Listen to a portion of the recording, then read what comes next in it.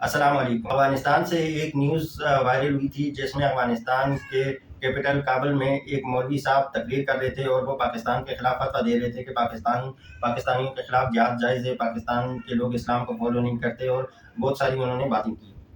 اس video کو لے کر پاکستان کے بڑے بڑے صحافیوں نے اپنے شوز میں، بڑے بڑے یوٹیوبرز نے اپنے ویلوگز میں اس ویڈیو کی بنیاد پر طالبان پر بھرپور کیچڑ اچھالا۔ کیچڑ اچھانے والوں میں میجورٹی ان لوگوں کی ہے جو خود کو صحافی کہتے ہیں۔ ویسے تو پاکستان میں کوئی صحافی ہے نہیں، یہ جو صحافت کے نام پہ لوگ کام کرتے ہیں یہ کسی نہ کسی پولیٹیکل پارٹی کے ایجنٹ ہوتے ہیں، کسی نہ کسی اسٹیبلشمنٹ کے ادارے کے ایجنٹ ہوتے ہیں، ان کی ترجمانی کر رہے ہوتے ہیں۔ پاکستان کے ان تمام یوٹیوبرز نے اور ان صحافیوں نے اور سوشل میڈیا کے بڑے بڑے پیج میں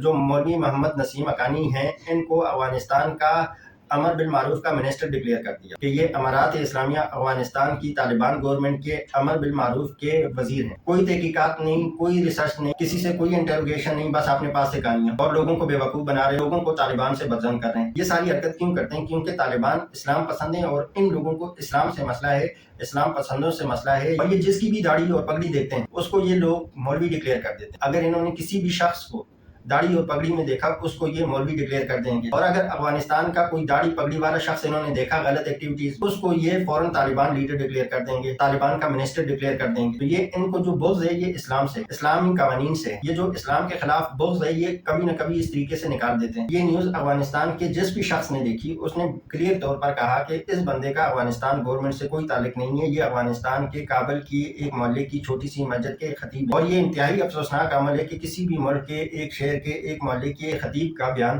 اس ملک کے نام سے ان لوگوں نے وائرل کر دیا۔ اور ان کی بغیرتی کا لیول یہ ہے کہ ایک مولوی کے بیان کو انہوں نے طالبان سے جوڑ کے اس طریقے سے وائرل کر دیا۔ لیکن پی ٹی آئی نے ایک تحریک چلائی ہے مشن نور کے نام سے، اور اس میں کہا گیا ہے کہ ہم لوگوں کو حکمرانوں سے کوئی امید نہیں ہے، اور نعوذ باللہ رسول اللہ صلی اللہ علیہ وسلم کی مثالیں دے کر ان کے دور کے واقعات کو بیان کر کے بتایا گیا ہے کہ 20 ستمبر کو آپ سب لوگوں نے اذانیں دینی ہیں۔ اپنے مفاد کے لیے قرآن کی آیتوں کو گھما پھرا کر اپنے مقصد کے لیے غلط طریقے سے استعمال کیا اور لوگوں کو غلط گائیڈ کیا، تو اس پہ کوئی بات نہیں کر رہا۔ مطلب آپ کے ملک کی ایک پولیٹیکل پارٹی ایک تحریک چلا رہی ہے اور اس تحریک میں قرآن کا حوالہ دے رہی ہے، رسول اللہ صلی اللہ علیہ وسلم کا نام استعمال کر رہی ہے اور اس کو اسلام سے جوڑ رہی ہے، اس پہ آپ لوگوں کو کوئی اعتراض نہیں ہو رہا، کوئی ایکشن نہیں لے رہا، اس کی نیوز کوئی نہیں دے رہا۔ تو یہ منافقت کا لیول ہے۔ اپنے مقصد کے لیے یہ اسلام کا استعمال کرتے ہیں، کسی بھی داڑھی پگڑی والے کی کسی غلط ایکٹیویٹی کو یہ اسلام کے نام پہ وائرل کر کے اسلام کو بدنام کرنے کی کوشش کرتے ہیں۔ چلیے لاسٹ میں چینل کو سبسکرائب کریں، بیل آئیکن پہ کلک کریں، ویڈیو کو لائک اینڈ شیئر کریں اور کمنٹس کر کے اپنا فیڈ بیک دیں۔